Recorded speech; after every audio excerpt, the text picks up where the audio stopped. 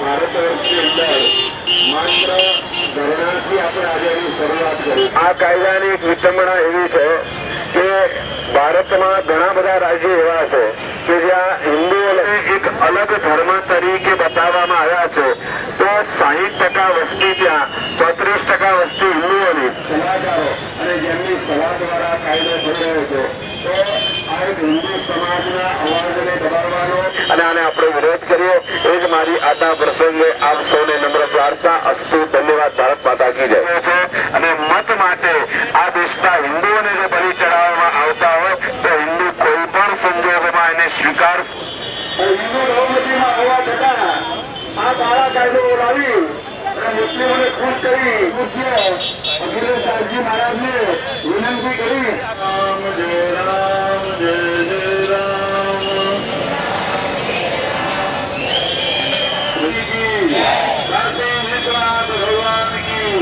ભગવાન શ્રી સીતારામજી મહારાજ મંચસ્થ સૌભાગ અમદાવાદ આ જગ્યામાં આજે ધરણા કરે ને કહે કે ભાઈ આ મને ખોટો હેરાન કરે છે, તો તમારી ફરિયાદ એક બાજુ રહી। કેન્દ્ર સરકાર દ્વારા સાંપ્રદાયિક લઘુમતી અધિનિયમન એક્ટ 2011 લાવવાનો એક પ્રસ્તાવ ચાલી રહ્યો છે। આ જે કાયદો આવી રહ્યો છે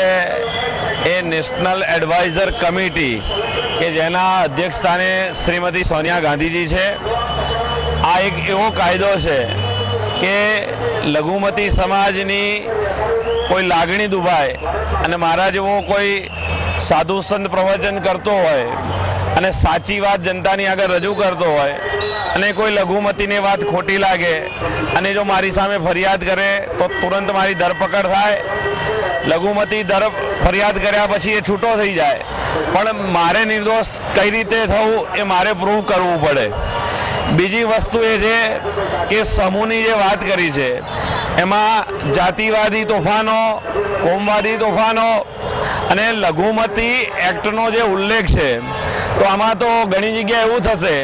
કે ભારતમાં ઘણા રાજ્ય એવા છે કે જ્યાં હિન્દુ લઘુમતીમાં છે અને બીજો સમાજ બહુમતીમાં છે, તો શું આ કાયદાનો લાભ હિન્દુને લઘુમતી તરીકે મળશે ખરો? આ એક બહુ ખતરનાક કાયદો કેન્દ્ર સરકાર દ્વારા માત્ર મુસ્લિમોની જે ભાવનાને ઠેસ પહોંચી છે બાબરી તૂટ્યા પછી, જેના વડાપ્રધાન તરીકે સ્વર્ગસ્થ નરસિંહ રાવજી હતા, અને એ જે એમને એક ઠેસ પહોંચી છે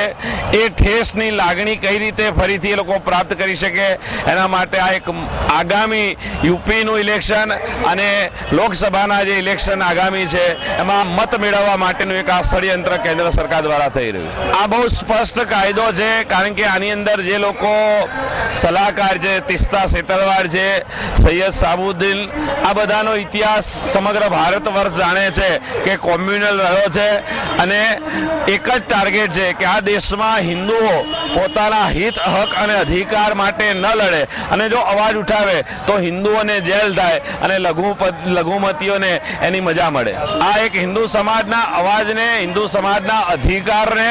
અને ભારતમાં હિન્દુઓ ભારતમાં રહી અને ગુલામ બને અને ગુલામી કરે એવો એક આ પ્રયત્ન છે। વિશ્વ હિન્દુ પરિષદની સ્થાપના હિન્દુઓના હિત, હક અને અધિકાર માટે થયેલી છે અને એના માટે આજે આ ધરણાનો કાર્યક્રમ છે અને ભવિષ્યમાં જરૂર પડશે તો આનાથી પણ મોટા કાર્યક્રમો વિશ્વ હિન્દુ પરિષદ દ્વારા આપવામાં આવશે। જાગી ગયો છે અને હવે મુસ્લિમો